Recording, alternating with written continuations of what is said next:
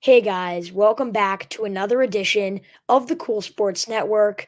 I am your host, Chase Coburn, and today I am joined by a very special guest, a sideline reporter for the NFL and college basketball on CBS Sports, Evan Washburn. Evan, welcome to the show. Chase, thanks for having me. I'm so glad you are able to join us today. Obviously, you've had such an incredible career, especially for your age and how much you've been able to accomplish at not even 40 years old. It's remarkable. You're one of the best sideline reporters in the country. So to be able to speak with you is amazing. Usually, I always introduce my guests by asking them, when was the moment you realized you wanted to be a broadcaster? Now, for you, I know you were a college lacrosse player at the University of Delaware, and you really had no experience in this industry coming out of college. And the Baltimore Sun wrote a story on it, and essentially how you had to get work with some of these lower paying jobs to work your way up and get to the point where you're at now.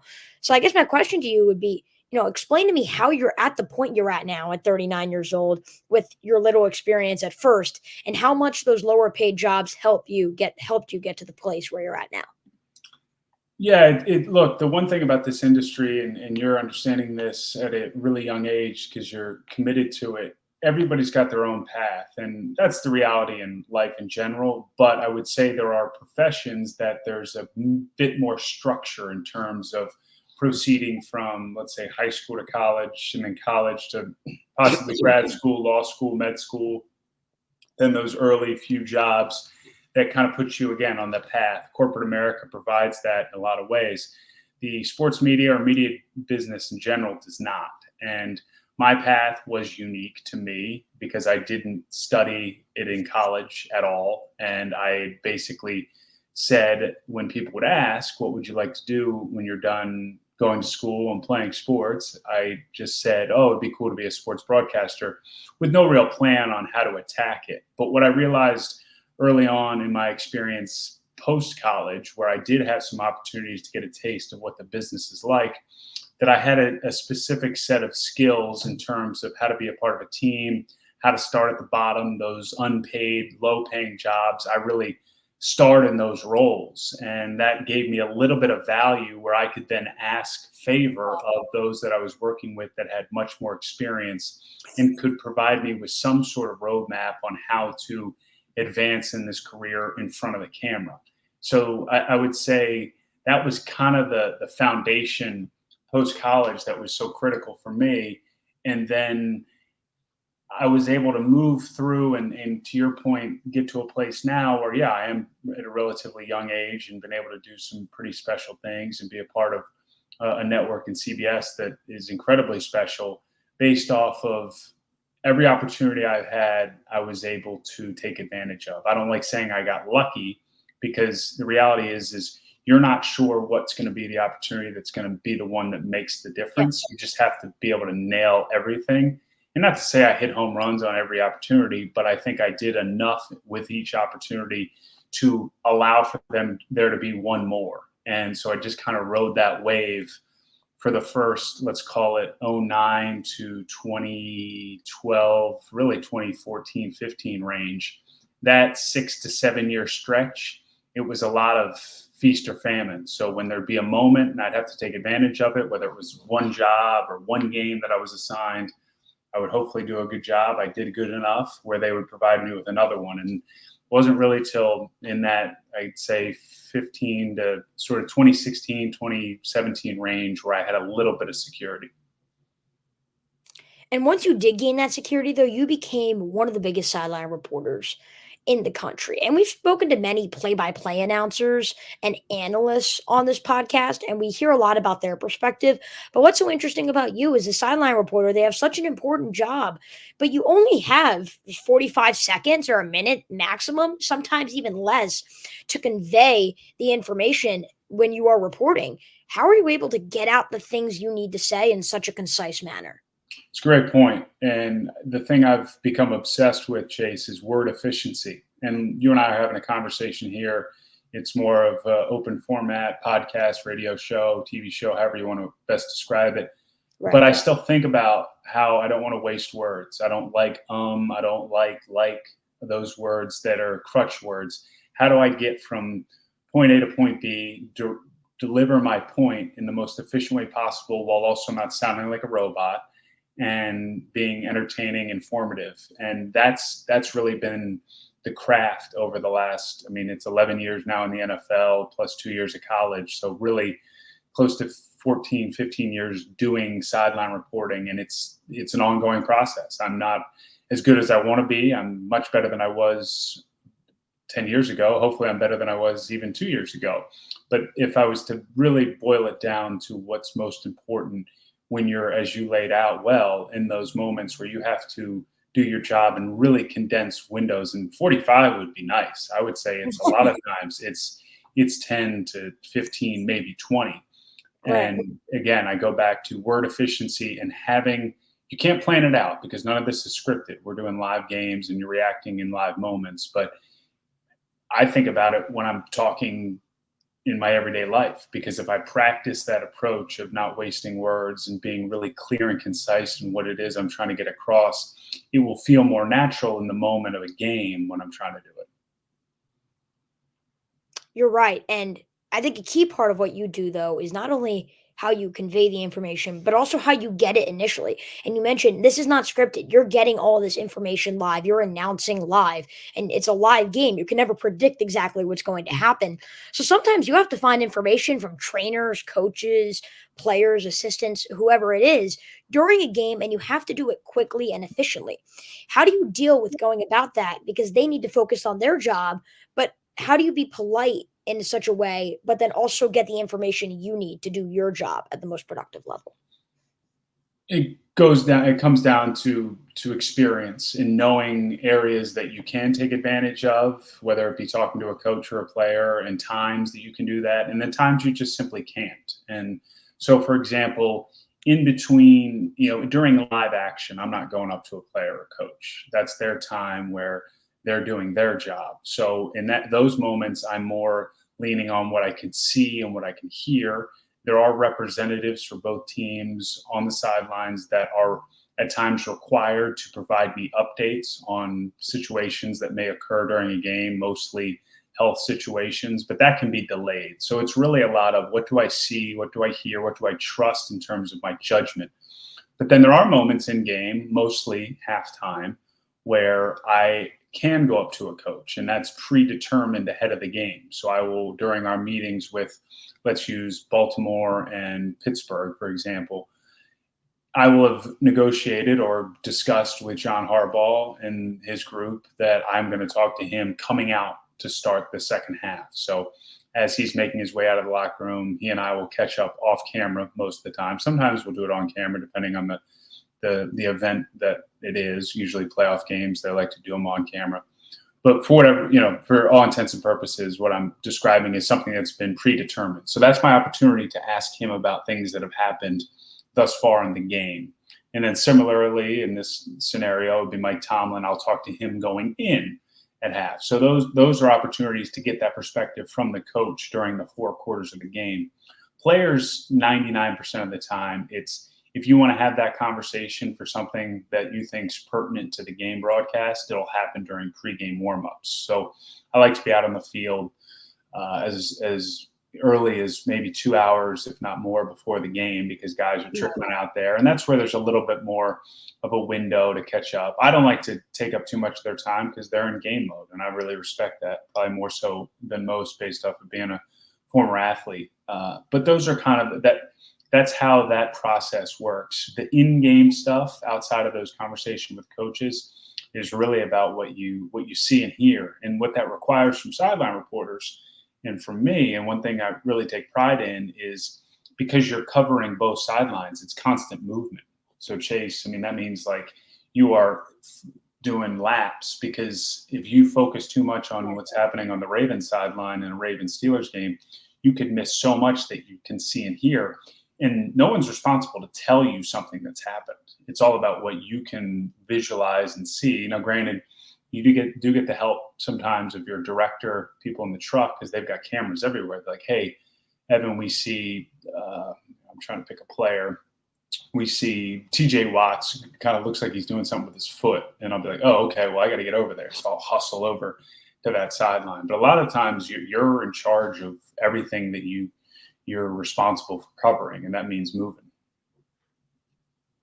You're right, and I think that that's a side of the job that not many people understand, and in a lot of these broadcasting jobs, you have to be able to take on multiple roles, and part of that is coordinating before and getting this information before you do a report, which is obviously your specialty. But how your crew at CBS for the NFL games is with Ian Eagle and Charles Davis. I actually just spoke to Ian Eagle a few days ago Oh, on the podcast, and cool. so I'm 2 for 3 currently on the team. We're still Well, looking for Charles would be happy to do it. He's yeah, a nicer guy than both of us. So if we're doing it, he'll do it.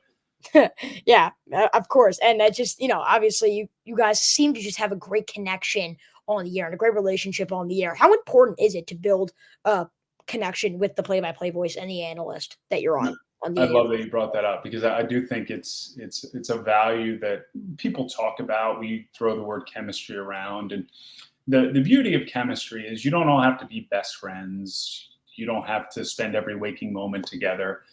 But in our case, it does help that we do all really like each other. And we all live in separate places. Ian's up in New Jersey. I live in Baltimore. Charles is in Florida. We have a text chain that, I mean, as you and I are doing this interview, it's going off because we're throwing usually jokes around at each other, funny observations. But like as the season now will pick up, it's a lot of, hey, did you see this? Did you read this article? Did you see this clip? Or so that technology's really helped. And what I love about our story for the three of us, and we take a lot of pride in making it feel like a group on the air on Sundays. We started during COVID. So Charles joined our crew. Dan Fouts, who'd been with us and been with Ian for so long, moved on, and they brought in Charles. And that was a challenging time. I mean, I'm sure you can remember, even though you're a young guy, that we couldn't do anything in person. So we really built the foundation of our relationship like you and I are talking right now. We did a lot of Zooms together. And now that we've finally, over the last few years, had the ability to really spend time with each other, it's even better because it's like our relationship is strong and now it's even deeper based off of getting to know each other's families. I mean, he's met my wife and my son. I met his wife, I met his kids. So it's a special thing because if you can really like the people you work with, it makes a job that's not even a job. It's so fun, even better. You also do coverage as a sideline reporter for the Ravens preseason games with their radio voice, Jerry Sandusky, who's also been a guest on the podcast. You reside in Baltimore. So the Ravens are, obviously a key part, I'm sure, of your life. You cover Ravens games, at CBS. They're a team that looks to contend for a championship. You have Lamar Jackson at MVP. You add Derrick Henry in free agency. What are your thoughts around what they can do after just coming short in the AFC Championship game last year? I think it's a fascinating team, Chase, and you laid it out well. They have all the talent you would want with Lamar as the reigning MVP, Derek, who you mentioned, but then you've got Mark Andrews, you've got Zay Flowers, who's kind of an emerging young wide receiver, and then on the other side of the ball, for my money, Roquan's as good as it gets at the linebacker position, and Kyle Hamilton could be Defensive Player of the Year this year. But all that said, there's a lot of question marks.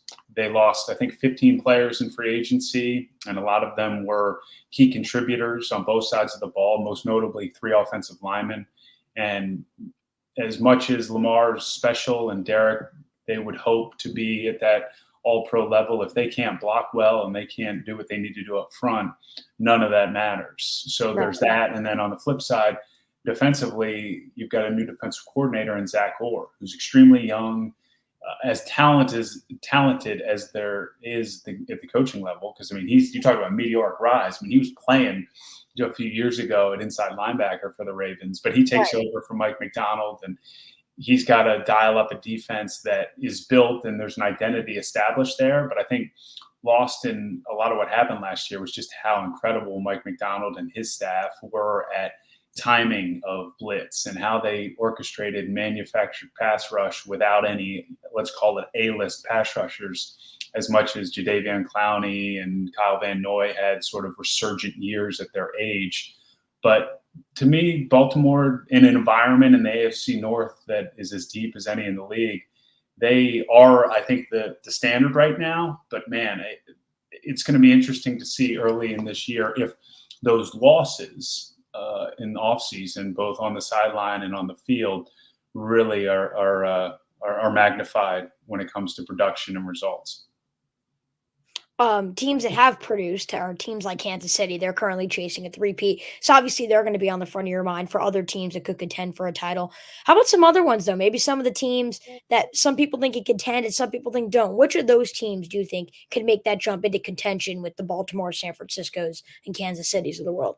I think all eyes right now are on Houston because of what they did a year ago. I mean, they shocked all of us with going from basically the basement of the NFL to a team that was playing Baltimore in the divisional round and seems to have found a generational talent at quarterback in CJ Stroud. And that was when the roster wasn't really filled and built up around him. And all they've done this offseason has been add pieces in the passing game, most notably Stephon Diggs, but then also defensively up front with their defensive line, and then just another year of seasoning of being a team that now believes they can win at the highest level because they got pretty darn close to doing it. So that's really where, I mean, I think you start when it comes to emerging teams, because it'll just be a different experience for them. They'll be hunted, but they're kind of expecting that. So we're excited because our crew, going back to the Ian Charles conversation, we find ourselves often in that 1 o'clock window, like the big 1 o'clock game, especially if it's a doubleheader and Jim and Tony and Tracy have the 425 national game. So we see a lot of the same teams. We see like the top teams that aren't playing at 425. So it's often could be Baltimore, it can be Pittsburgh. Back in the day when New England was going, it was a lot of New England. I think we'll see a lot of Houston, which is exciting because, again, you like new, and they're definitely new. I'll be really interested, Chase, just what Buffalo is this year. I'm not ready to say that window's closed, even though they're going to look very different.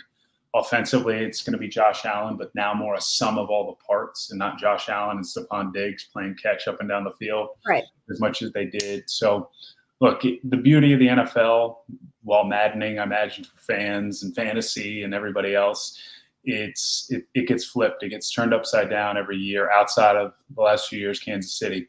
And Baltimore to some degree. I mean, they've been pretty consistent, but we know that, what is it? On average, it's a few or more than a handful of new playoff teams that are in and a handful that are out. And that is the beauty of the National Football League. And just like you said, I am very high on Houston, and I'm very curious to see what Buffalo looks like. I mean, it's a 1A, 1B, 1C receiving core, and you can even add in the tight end. Mm-hmm. Dalton Kincaid in that Great situation. point. I Yep. mean, there's no clear number one option on that offense. So I am curious to see how they produce. You have some of your NFL games already set. You'll be going for 18 weeks, on Yeah. CBS, 17 games for each team throughout the season. You've done some Super Bowls though. How has that experience been doing? I think it's now, yeah, 4 Super Bowls you've done for CBS. 4 under my belt. Yeah, it's hard to believe it's been that many. I'm so fortunate for that. It's as unique and special an experience as you would imagine. And I'll kind of say that in two ends of the spectrum. It's everything you think of in terms of the spectacle, the buildup. You get out there a week in advance. You're part of all the day-to-day coverage. You're doing interviews like you and I are doing, but then I'm also part of the day-to-day covering the teams. The teams are out there, as opposed to we arrive in a city on a Friday, do a game on a Sunday normally. But on the flip side, it doesn't have necessarily the rabid environment that even a big-time regular season game would have in Baltimore or in Kansas City and some of these real intense environments, Seattle, for example, because it's neutral site, it's 2 fan bases, and it's an expensive ticket. So it's I would say, a more corporate crowd. I mean, it still gets loud. Las Vegas, I thought, got pretty loud, but it's a different environment in game. But then you also are always thinking as you're on that sideline, and I've gotten better at doing this the last couple, of just kind of looking around thinking, all right, this is like the biggest sporting event of the year right here in terms of eyes and importance on so many levels, but it doesn't feel as crazy as sometimes like a Week 12 game in Buffalo might feel like. So it's so cool.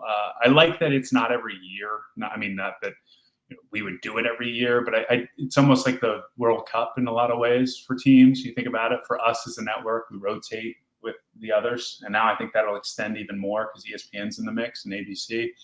So you really do. You feel like, hey, let's appreciate. Let's really try and knock this out of the park because we're not going to get another shot at it for another 3 or 4 years. So all that built into the sauce makes it really cool. You're 100% right. And the Super Bowl is the biggest event. So to be able to cover that just shows really how incredible you are, how much of a high level you are at to be on national TV of, again, the biggest sporting event of the year. Evan Washburn, this has been amazing. And again, we've spoken to many other different types of analysts and announcers in the industry. We really haven't spoken to a sideline reporter. So if you had to give a piece of advice to an aspiring sideline reporter that could be listening to this right now, what would it be and why? That's a great question because people often say, "What's your advice to be a broadcaster?" And that's a good question to ask. And I'm sure you've heard different versions of taking advantage of opportunity. What I try to tell anyone who's doing sidelines is you have to immediately remove your ego from your approach to the job. And that's really hard because and you mentioned it earlier, not just are my reports quick, my time on air, like seeing my face or hearing my voice over the course of, let's call it, a 3 hour and 15-minute football game, at the most is going to be maybe 2 minutes, 2:30. I mean, think about it, maybe 3 minutes. That's not much. But so there's this inclination, I think, early on, and when you're trying to prove yourself as a sideline reporter, both when you have the opportunity to make a report on air or pitch a report to the producer, because that's the process. I'll say in my microphone, it has a button on the back that's talk back, so that allows me to communicate with the truck while not talking on air. I'll say to my old producer was Mark Wolf. Hey, Mark, I got something here. And he'll basically talk to Ian and boom, boom, that's the process. So there's this inclination earlier in your career because you want to prove that you know what you're doing and you can deliver, that you're constantly trying to push yourself on the air. Because again, it's not scripted. There's not like, all right, in the middle of the third quarter, we're going to Evan for that report. Right. It's not how it works, at least at the highest levels. So you have to pull back. Because the worst thing you can do, in my opinion, is if you have, say, 10 reports on air, if 5 of them are like completely didn't need that, 3 of them were really good and 2 were okay, all people are going to remember are the 5 that just were unnecessary. And that's the last thing you want. So it really takes a lot of discipline. And I still fight with it at this point internally, 11 years into this thing, where it's like, I do so much prep, you do so much work, and you want to be able to be a star there on those Sundays and really nail all the coverage and be all over the game. It's better if you only get on, let's say you get on 4 times in the game. If those 4 really mattered and really helped the broadcast, enhanced it, and helped the viewer enjoy it and help the booth upstairs have better coverage, then you've done your job at the highest level. If you got on 7 times and 3 of those were unnecessary, then in my opinion, you develop, unfortunately, you will develop a reputation where people will be like, well, I don't always have to listen to this person when they pop on because I know sometimes it's not as meaningful as it needs to be. So that'd be the one piece of advice. And one layer to that too would also go to when you're interviewing people. So often, whether it's in pro football, but more so college basketball is really where I do it a lot, you know, those in-game interviews. And there's this idea that I need to prove to the person I'm interviewing, whether it's the coach or the player, how much I know about the sport or the game or what's happening. Right. And so that in turn makes your question very long and wordy. Don't do that. The best questions, and I've become obsessed with this, is like the shorter the question and more to the point, it goes back to that word efficiency thought, the better. Because it does so many things. One, it forces your subject to have to like actually answer something. Because so many times if you listen to people that ask long questions, they've answered the question within their question. So then the subject will then just basically regurgitate what they said. And there's this moment where you're like, oh, good, I said the right thing because they said it back to me. But then if you think about it, you just didn't give the viewer anything. The goal is to have the expert or the person who experienced the game or played in or coached the game give you their perspective, not repeat what you think. So the best way to achieve that is to force them to answer a question. So to simply ask, help me understand what happened here, or how would you best describe what happened here, or why did this happen here? Because you're just laying out the moment in time that you want their reaction to. So the odds are much better that you're going to get a reaction that includes some actual tangible information that's helpful to everybody that's experiencing the game. So those would be my two. I mean, it's a lot, but it really comes down to take yourself out of it, remove your ego, and simplify, because that will, I think, often lead to better odds for better outcome. Evan Washburn, thank you so much for joining us today on the podcast. And we look forward to seeing you on all your NFL games and college basketball action this coming year. So thank you so much. You got it, Chase. Anytime, bud. All right, audience, I hope you guys did enjoy. Again, 2 for 3, Iron Eagle, Evan Washburn, Charles Davis for calling you up to come on alongside one of the best sideline reporters in the country, Evan Washburn. I'm your host, Chase Coburn. We will see you next time right here from the Cool Sports Network. Take care.